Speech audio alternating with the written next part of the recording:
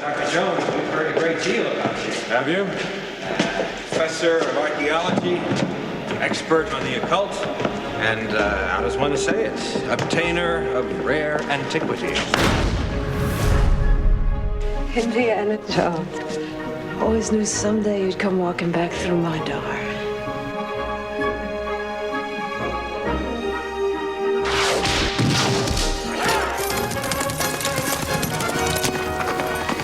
When I was done with Indiana Jones and the Last Crusade, there was a reason that I invented the shot of Harrison riding a horse into the sunset, because I thought that brought the curtain down on the trilogy, and then we were all going to move on and mature into other aspects of filmmaking, and I never thought I would ever see Indiana Jones again, which, by the way, in a sweet, nostalgic way, was fine with me at the time. But there were some people it wasn't fine with. And I think it started with the fans.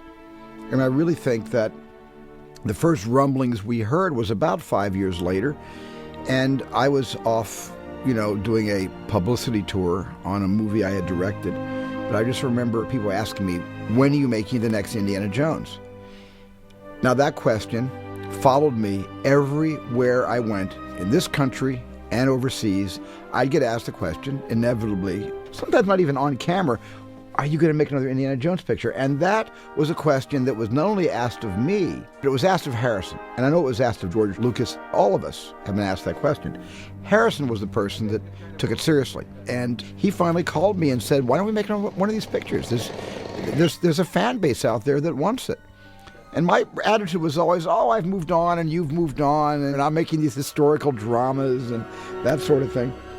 And Harrison was tenacious, and Harrison called George and got George thinking about it. Then George called me, and he said, well, Steve, what do you want to do? It could be fun to make another movie. And I was the holdout. I was the one that said, I'm done with this series.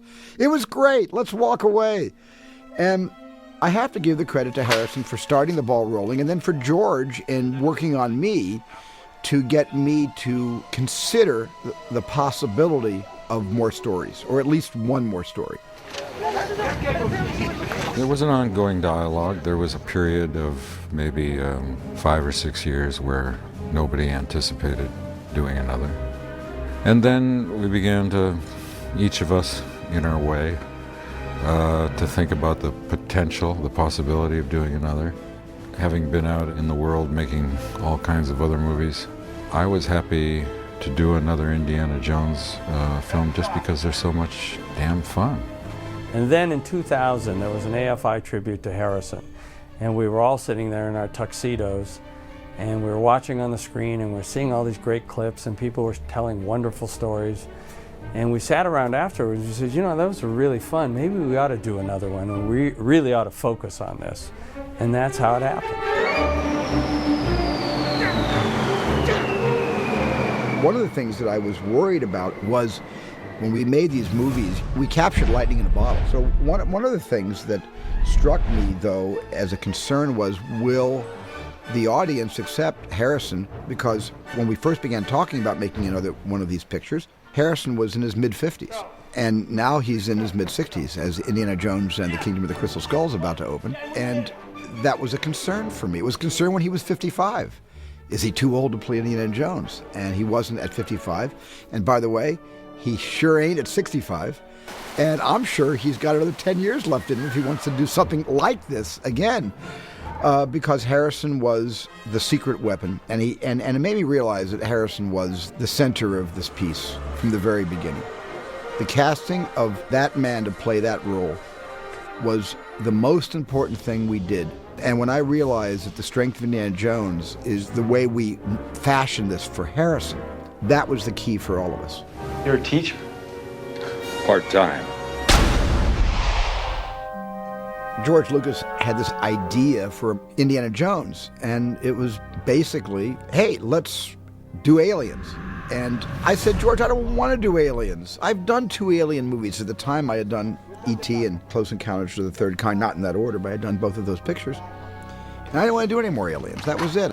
But George insisted, and he didn't. He said, this will be like a B movie. It'll be like those 1950s B movies, Earth versus Flying Saucers, and all those exploitation movies that were really about government paranoia, Cold War fears and things like that, and Hollywood turned them into invaders from Mars. It was the idea of taking the genre from the 1930s serials, action-adventure serials, to the B science fiction movies of the 50s, in the early 50s. And I said, if we move the whole thing into the 50s, which would be age-appropriate for Harrison, that would be the cinematic equivalent. And I wanted to rest it on a cinematic antecedent like we did with the other one. And I resisted, but I also never thought I'd be making Indiana Jones 4. So I guess I kind of humored George by going along with it, thinking, well, I'll never wind up directing this movie, though. I'll wind up producing it with George and somebody else. We'll get some young kid to come in and do this, you know. And then when we actually began to get close to a story involving extraterrestrials, Independence Day came out, which was a smash. And I said to George, I called George up after I saw the movie, said, hey, this movie's really a lot of fun. It's brilliantly directed by Roland Emmerich. It's just got everything you want in a movie. It's got humor, and it's got drama. It's got things you've never seen before. It's got a mothership bigger than my mothership in Close Encounters hovering over a city in broad daylight. I said, come on, we can't do aliens, especially since Roland has done his alien picture. I then sort of thought, well, maybe I could do a kind of, there's a whole genre of ancient civilizations developed by aliens. And I said, well, maybe I can move it into that, without flying saucers and see if that would work. So then George came to me one day, I'll never forget this conversation, said, you might be right about this alien thing. Maybe we shouldn't do aliens. There's too much of that stuff around. I said, George, I love you. That's the best news you've ever given me. He said, yeah, they're not aliens. They're kind of extra-dimensional. I said, what? He said, ever hear of string theory about different dimensions? I said, yeah. He said, okay, these are interdimensional beings. They're not extraterrestrials, they're interdimensional. So I said, fine. And what are they going to look like? George said, look like aliens, but we'll call them interdimensional. But at that point, I thought that was kind of interesting. It kind of deepened the subject matter a little bit. So once I started that, then we started getting on the right track and getting the script in shape, and then it finally became what it is. But it's been a kind of long road to get everybody to agree, and we're not going to do the movie unless all three of us agree on it. So then I had this idea to bring in Jeff Nathanson, who had done 2 scripts for me, and he put some really good ideas together and gave us some guidance, some direction, especially on the story. He really brought some original elements to the story, and of course he has a storyboard credit that he shares with George, which I'm very happy about. But what I did later on was I went to who I call my closer, David Koepp, who has written a number of films, starting with Jurassic Park and Lost World. David wrote War of the Worlds, which I directed, and he's an accomplished director himself. And so I went to David and I said, David, I need help. And then he wrote the script that became the movie. You kind of have to approach this movie as if the others never happened, but in the back of your mind realize that the rules were laid out previously and you still have to stick by them. So it's a bit of a balancing act, and my feeling was I want to be respectful, I want to be mindful, but I also have to write something as if for the first time, so try to have the audience in your head but not have them in your head. It's a real sort of tricky line that you got to walk. I think David's sense of humor is the key to the way that he writes. I think that's what makes his characters so endearing and accessible and entertaining.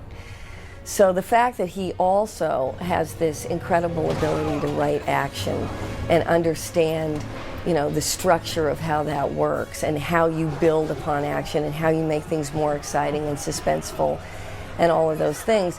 At the end of the day, it's all about the characters.